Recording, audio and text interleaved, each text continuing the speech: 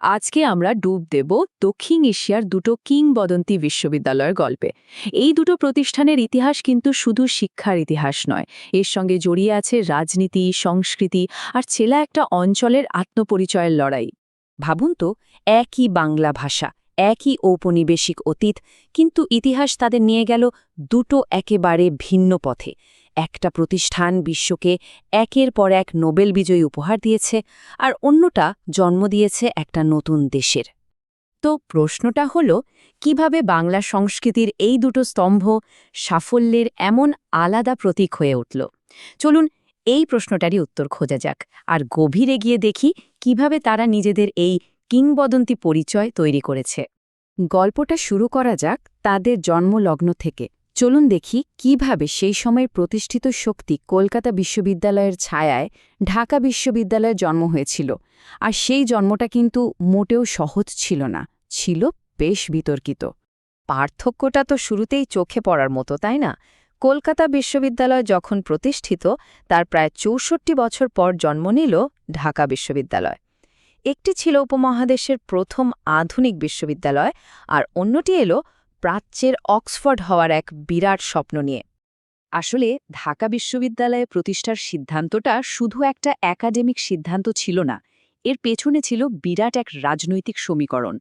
১৯১১ সালে যখন বঙ্গভঙ্গ রদ করা হলো, তখন পূর্ব বাংলার মুসলিমদের শান্ত করার জন্য একরকম রাজনৈতিক ক্ষতিপূরণ হিসাবে ব্রিটিশ সরকার এই বিশ্ববিদ্যালয়টা প্রতিষ্ঠা করে। আর এই নতুন বিশ্ববিদ্যালয়কে কিন্তু সেদিন সবাই স্বাগত জানায়নি। বিশেষ করে কলকাতা কেন্দ্রিক বুদ্ধিজীবীরা তো রীতিমতো উপহাস করতেন। তারা বলতেন এটা নাকি একটা পকেট সংস্করণ বিশ্ববিদ্যালয়, ভাবা যায়। একদিকে ছিল বিরাট এক স্বপ্ন, একটা আকাঙ্ক্ষা, অক্সফোর্ডের আদলে একটা বিশ্বমানের আবাসিক বিশ্ববিদ্যালয় বানানোর চেষ্টা। আর অন্যদিকে বিরোধীরা একে মক্কা বিশ্ববিদ্যালয় বলে একরকম সাম্প্রদায়িক তকমা লাগিয়ে দিল।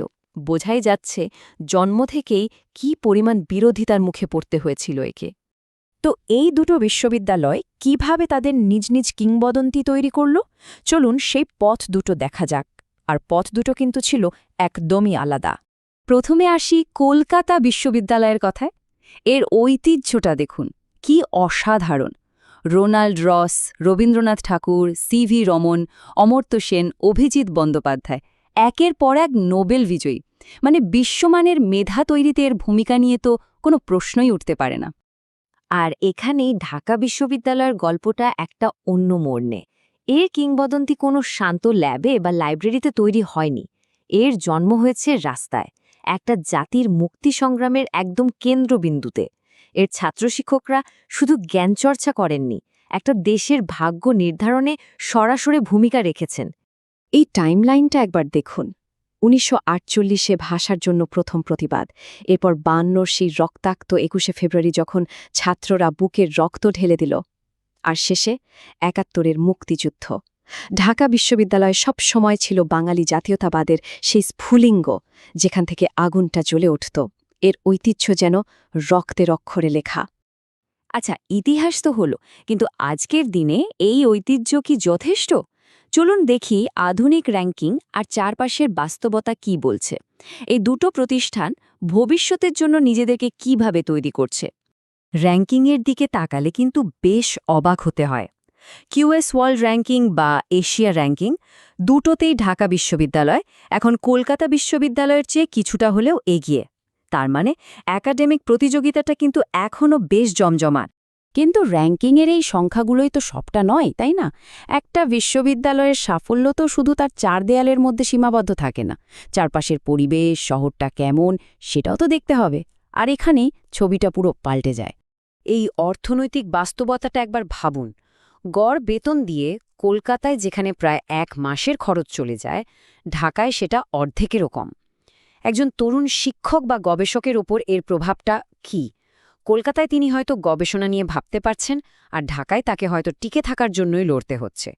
এটা কিন্তু মেধা ধরে রাখার জন্য একটা বিরাট চ্যালেঞ্জ।